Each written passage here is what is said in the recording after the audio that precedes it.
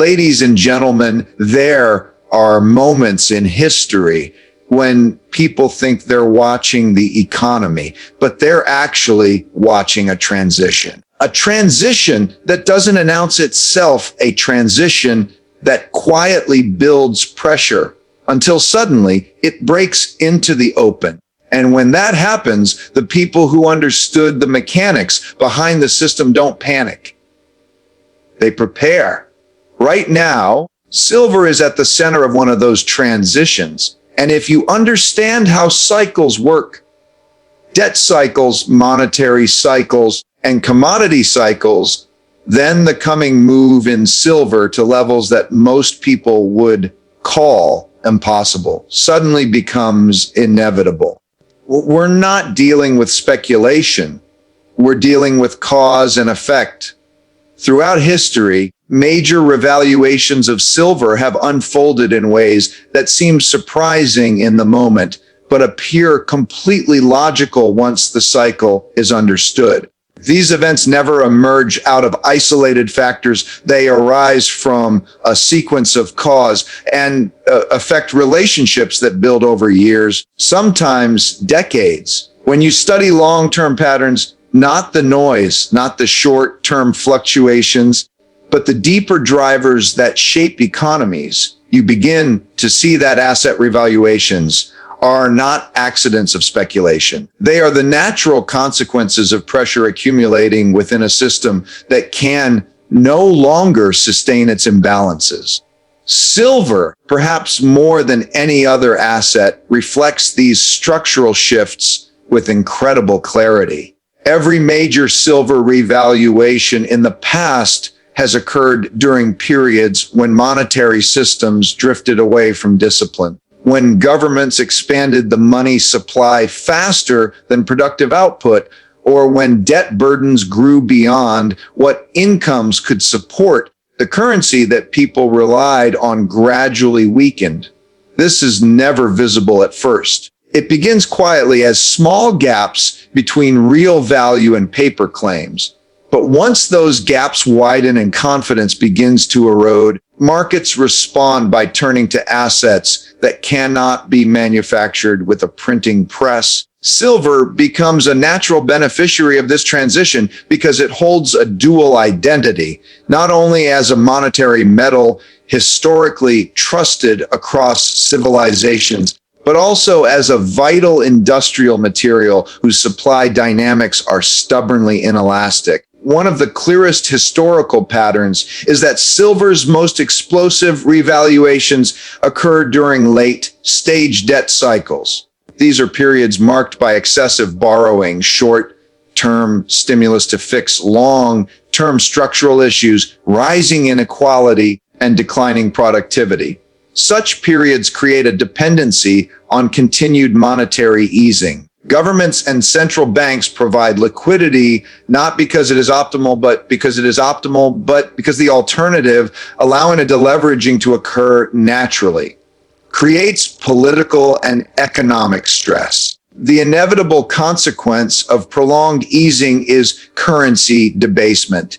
And whenever a currency loses purchasing power, the assets that anchor real value rise to restore balance. Silver reacts more violently than gold in such moments because its market is smaller, thinner, and far more sensitive to shifts in capital flows. Another pattern consistent throughout history is the role of supply constraints.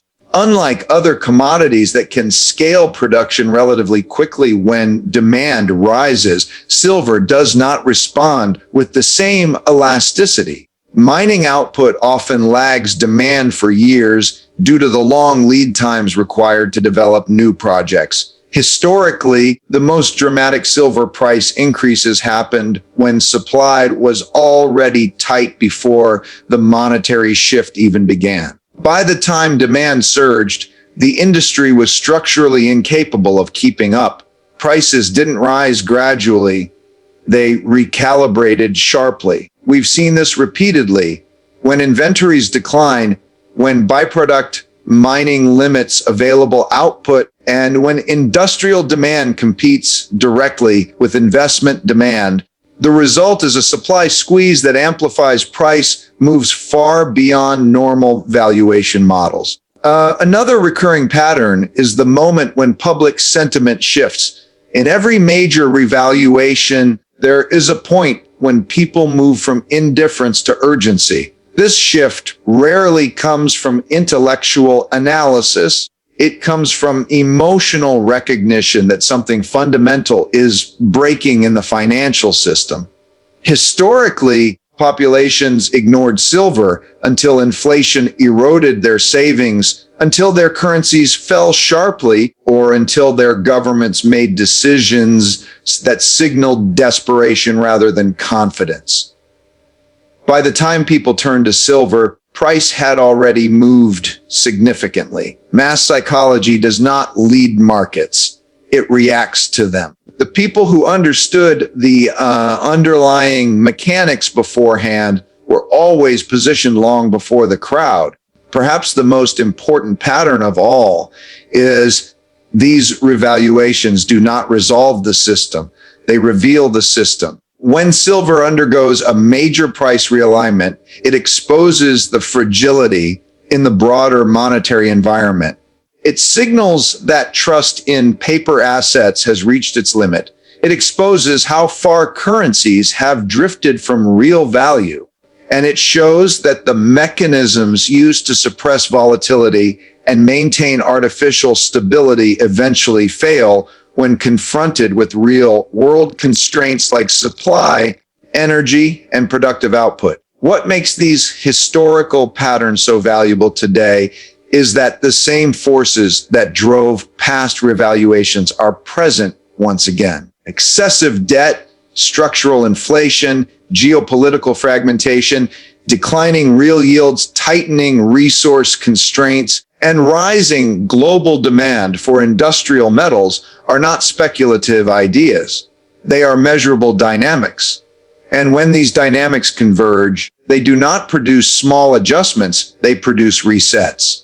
Silver, functioning at the intersection of monetary history and industrial necessity, becomes a mirror reflecting the pressures within the global financial system. Understanding these patterns is not about predicting a single price point. It is about recognizing that the system we operate in is moving toward another inevitable recalibration, just as it always has. Structural imbalances in silver's supply and demand are no longer subtle. They are becoming defining features of the global economic environment. What makes this moment different from typical commodity cycles is that we are not dealing with a temporary mismatch or a short-term disruption. We are witnessing a long-building structural divergence, one where supply is constrained by geological, financial, and operational limitations, while demand is being pushed upward by transformative global trends that are not slowing down. When you look at these imbalances through the lens of long-term cycles, energy constraints, and industrial transitions, you begin to see that the market is approaching a point where the current price structure simply cannot sustain the fundamentals underneath it. The supply side of silver is facing pressures that have been compounding for years. Mining grades have been declining steadily, which means producers must process more ore to extract the same amount of metal. This raises costs and slows output. Most silver does not come from primary silver mines. It is a byproduct of mining for other metals like copper, lead, and zinc. That means silver supply cannot simply scale up when price increases. Copper or zinc production slows, which often happens in downturns. Silver output declines as well, regardless of how high its price rises. Dynamic has created a structural rigidity in supply that makes it unresponsive to even strong price incentives. On top of this, new major silver discoveries have become rare.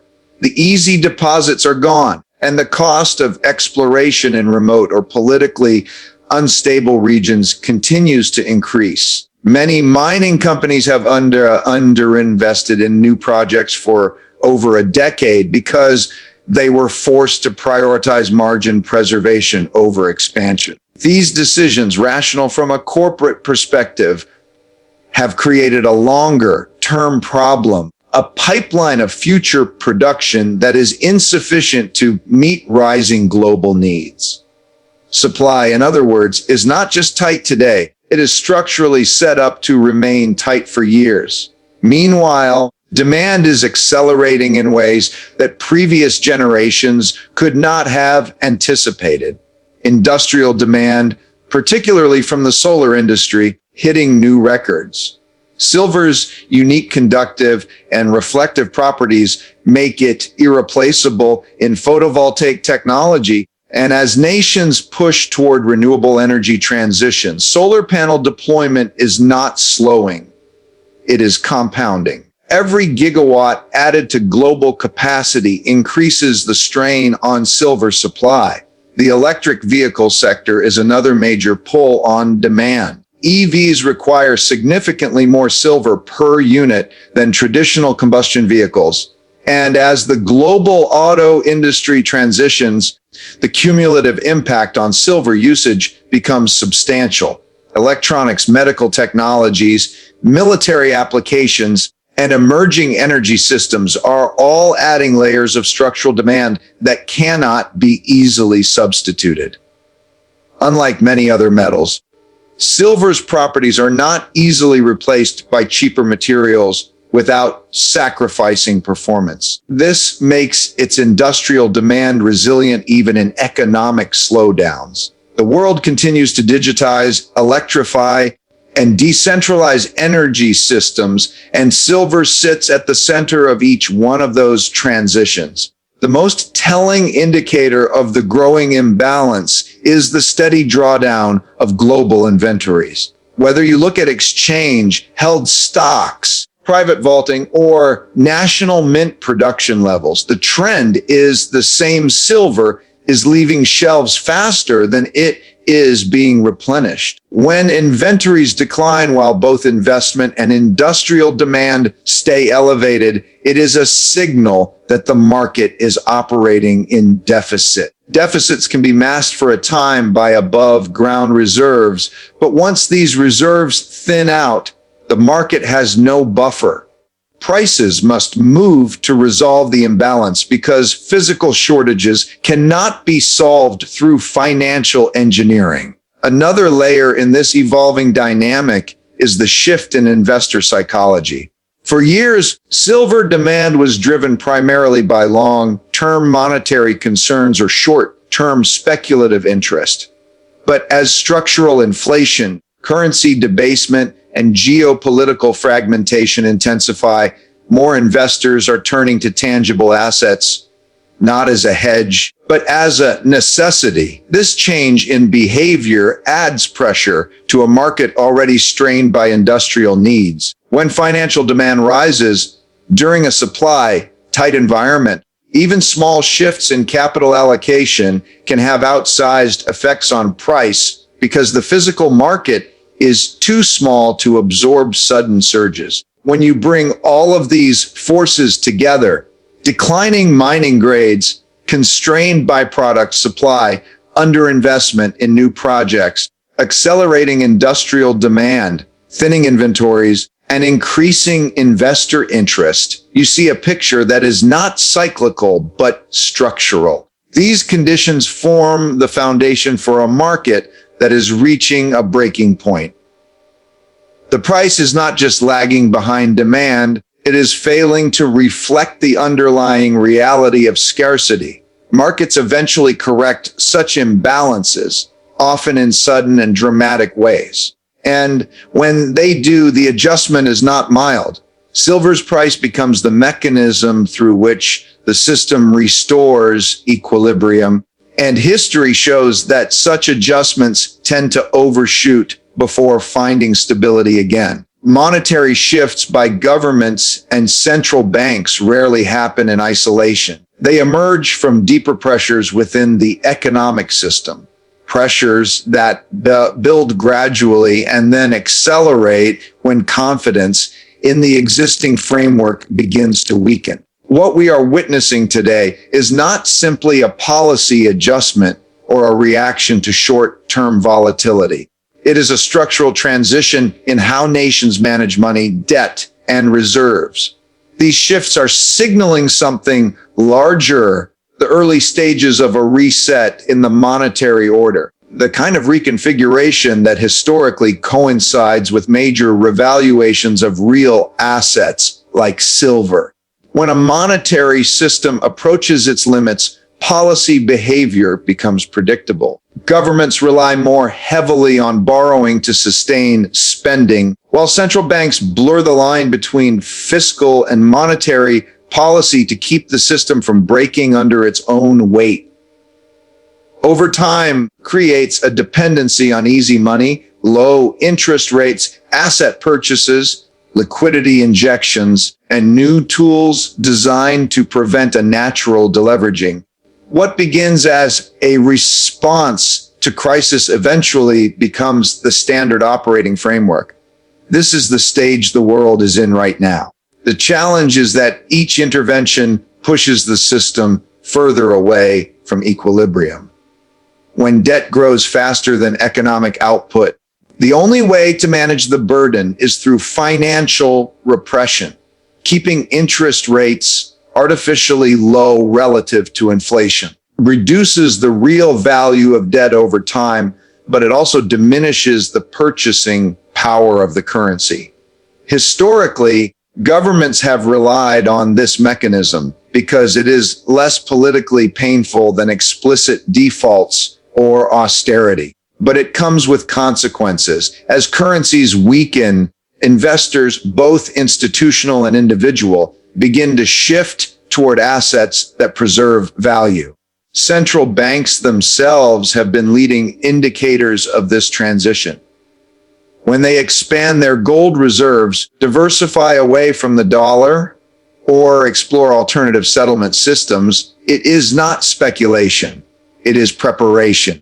These institutions operate with a long-term perspective and respond to structural forces before they become evident to the general public. Their behavior today suggests that confidence in the current global monetary framework is eroding. And when those at the center of the system prepare for change, it is a sign that the system is entering a new phase.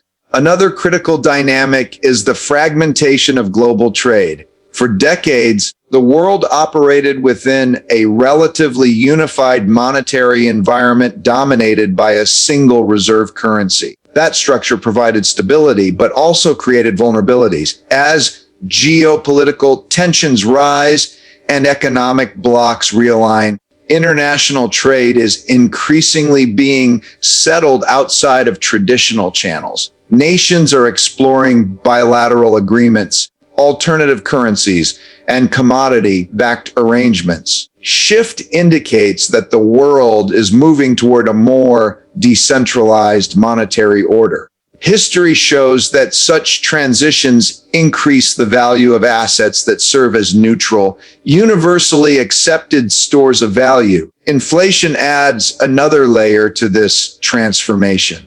Once inflation becomes structural rather than transitory, driven by supply constraints, deglobalization, labor shortages, and energy transitions, monetary tools lose some of their effectiveness. Raising interest rates can slow demand, but cannot solve structural shortages or geopolitical tensions.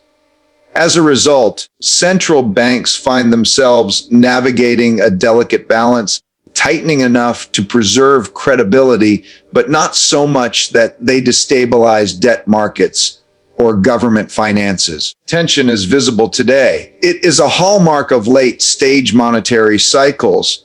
Whenever central banks are forced into these trade-offs, real assets tend to reprice. They begin to reflect the true state of monetary conditions rather than the narrative presented by policymakers. Silver, in particular, reacts strongly in such moments because it sits at the intersection of monetary value and industrial necessity. When paper money loses reliability and when confidence shifts toward assets with intrinsic utility, the revaluation can be sharp and sudden. The final indicator of a coming reset is behavioral. When individuals, institutions, and governments collectively move toward tangible stores of value, it signals that trust in the currency regime is weakening. Shift does not happen overnight. It emerges gradually through changes in investment patterns, reserve compositions, and trade practices. But once it becomes widespread, the transition becomes self-reinforcing. The monetary system begins to realign around assets that cannot be printed, diluted, or manipulated at the same scale as fiat currencies. Signals today are clear. Monetary authorities are stretching the limits of policy tools. Governments are relying increasingly on debt and currency devaluation to manage obligations. Inflation is proving difficult to contain without causing instability elsewhere, and global economic blocs are moving toward alternative systems that reduce dependency on the existing framework. These are not isolated events, they are interconnected forces pointing toward a broader reset. Throughout history, such resets have always been accompanied by a significant revaluation of real assets, and silver, because of its unique role, has consistently been one of the primary beneficiaries of that transition. The idea of silver reaching 3D30 is often dismissed as speculation by those who look only at short-term price movements or surface-level narratives. But when you strip away the noise and examine the underlying mechanics, long-term trends, historical cycles, and the mathematics of monetary debasement, the path to such a revaluation stops looking like guesswork and starts looking like the natural outcome of forces already in motion. Markets may appear unpredictable day to day, but over long periods they follow patterns shaped by incentives, constraints, and the way human behavior responds to shifting economic realities. Silver's trajectory is no different. When examining long-term trends, the most important concept is the relationship between money creation and real assets. Over the past decades, global money supply has expanded at a pace that far exceeds economic productivity.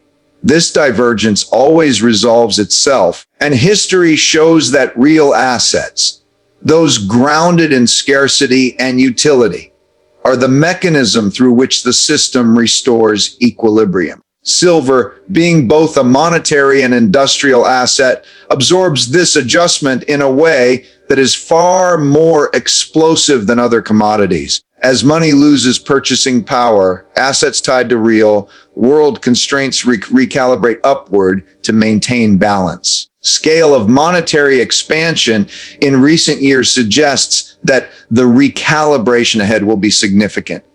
Mathematically, the numbers paint a compelling picture.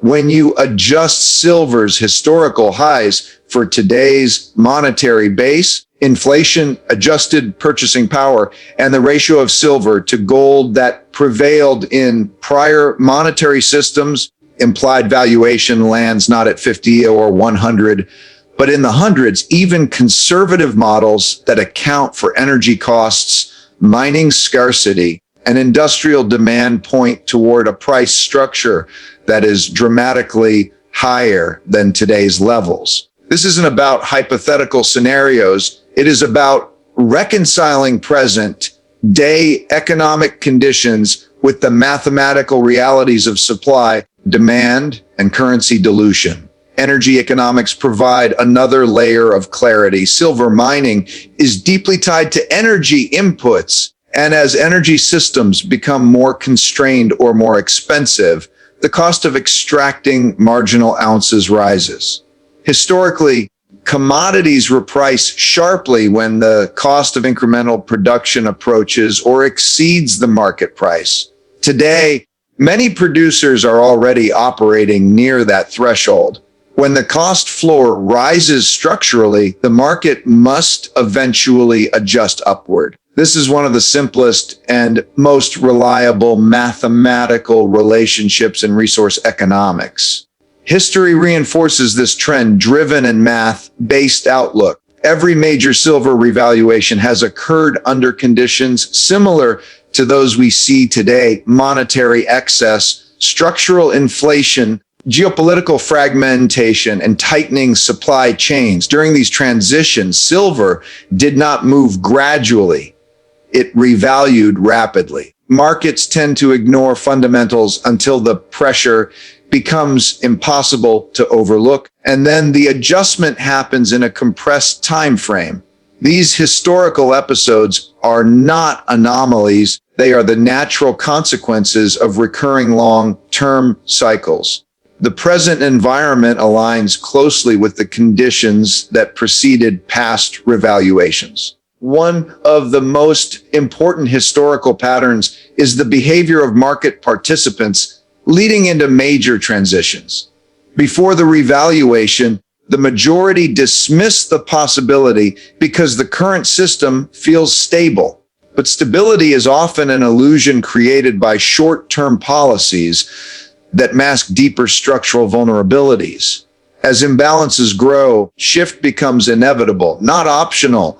When confidence in currency weakens, people move to stores of value. When supply constraints collide with rising demand, prices move to ration limited resources. Silver sits at the intersection of both of these forces.